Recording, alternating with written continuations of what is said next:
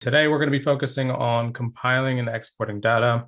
But in the meantime, today we're going to be focusing on prop stream and batch leads so that we can get that down packed for you guys. So we're going to do batch leads and we're going to do prop stream, just pulling data. And the way we'll do it is let's say, we're not really going to care whether they're low equity, high equity, hybrid deals, seller finance. We're just going to pull everything. The same thing, you do your filters, right? And then you export your data. Now, do they have filter templates? May or may not, right? Batch leads and prop stream does.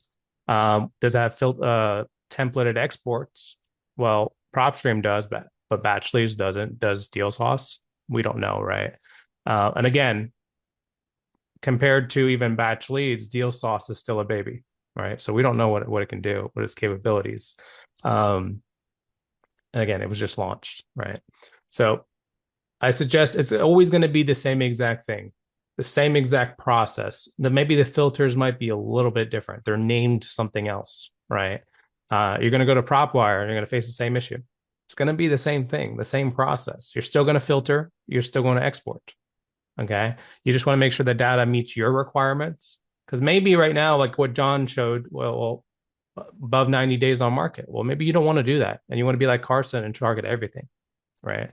And so everyone's going to have different criteria. Maybe you don't want to stick to only less than 5% interest rates. Maybe you don't want to stick to just FHA, conventional and VA loans. Maybe you only want conventional. Right. And so like every single one of you is going to have a different filter at the end of the day. But there are still minimum requirements we need on that spreadsheet to be able to analyze a deal. Right. And so that's why we put them inside of the help center. Right. The specific mappings is what we need. If you miss one of them, you'll probably not be able to calculate a deal. Okay. And so every tool out there has all of these, or at least they should, right? We know for a fact prop stream, batch, and PropWire have them.